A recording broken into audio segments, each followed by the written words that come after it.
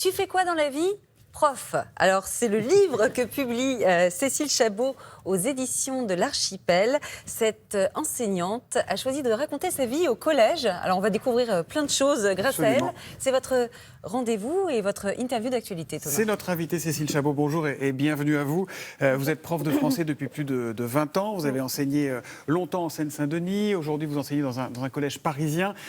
Pour vous, les profs, la rentrée, c'est demain. Pardonnez-moi, je me mets à la place des élèves, je suis un peu sadique. Est-ce que vous aussi, vous avez un petit peu le stress, la boule au ventre avant la rentrée ? Après un peu plus de 20 ans, non, pas trop. Non, je suis plus stressée d'être ici, toute proportion gardée. C'est pas un examen, je vous rassure, il n'y aura pas de notes. Hein. Non, mais au contraire, je suis très contente. Et justement, le livre, c'est un livre positif sur le collège, parce qu'on peut être très heureux, être enseignant et être très heureux. Positif, voilà. Oui. Plein d'anecdotes, plein de choses qui donnent envie finalement d'aller à l'école, d'aller au collège. Mais qu'est-ce que vous dites aux élèves qui là répètent en boucle à leurs parents « je veux pas y aller, je veux pas y aller, je veux pas y aller ». Il y en a chez qui ça bloque, la rentrée, ça fait peur. Vous savez, je pense que beaucoup d'élèves sont quand même contents d'aller au collège. C'est une bulle. Il se passe plein de choses au collège. Alors on a ses copains. Alors c'est pas toujours positif, hein. Ouais. On va pas vous être le racontez naïf. d'ailleurs, hein. Tout n'est pas rose, évidemment. Ah oui, mais... je pense que j'offre un témoignage quand même assez cash. Je livre des anecdotes qui sont drôles, d'autres qui sont plus tragiques, mais je suis jamais... j'essaie de ne pas être ni dans la mièvrerie, ni dans le pathos, ni dans la caricature cruelle.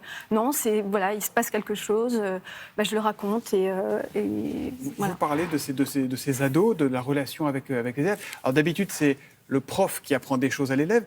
Vous, on a l'impression que les élèves vous apprennent et vous apportent des choses aussi. Hein. Quoi ? Oui. Mais plein de choses. On en apprend énormément sur soi. On apprend à se comporter, on apprend à être tolérant, on apprend à transmettre, parce que le savoir, évidemment, on a fait suffisamment d'études pour en être gonflé, surgonflé, mais apprendre à transmettre, c'est quelque chose, surtout quand on est devant une classe de 30 élèves.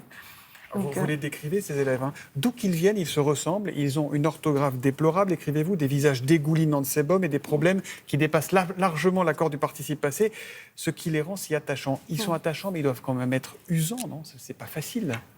Je pense que c'est le maître mot, c'est la vocation. Il faut avoir envie d'être là, il faut avoir envie de les aimer, parce que beaucoup de gens disent qu'on n'est pas là pour aimer ses élèves, mais moi je pense qu'il faut les aimer, il faut avoir envie d'être avec eux, il faut avoir envie de les accompagner dans cette période charnière et difficile qu'est l'adolescence.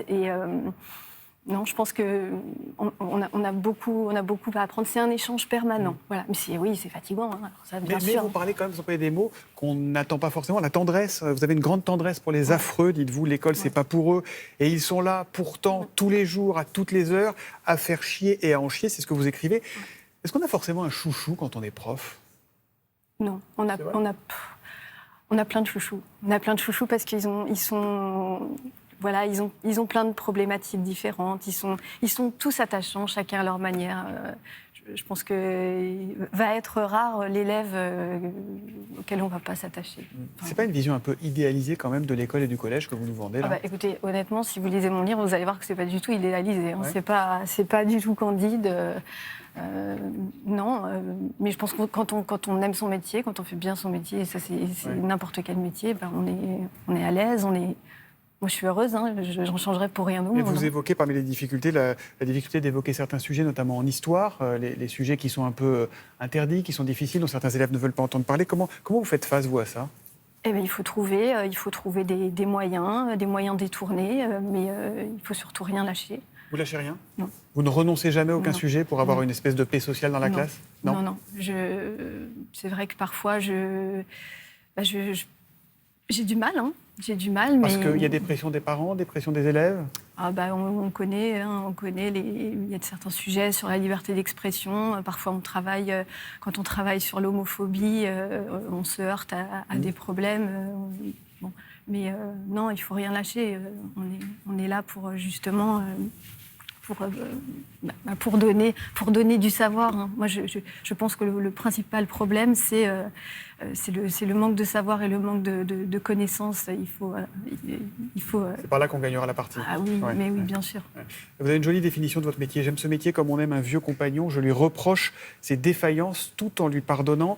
Et sur l'image du prof, vous écrivez, je vois bien que ça respire pas l'admiration. Vous entendez en permanence des choses comme prof ma pauvre, ou alors ah ouais, t'es pas en grève, ou alors t'es en vacances. Qu'est-ce qui se passe? Ça vous touche en vrai, ça ou pas? L'image du prof dans la société aujourd'hui? Non, ça nous dessert. Mais ça ne me touche pas.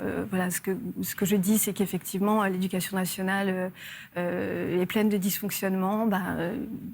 On est beaucoup à aller au front quand même.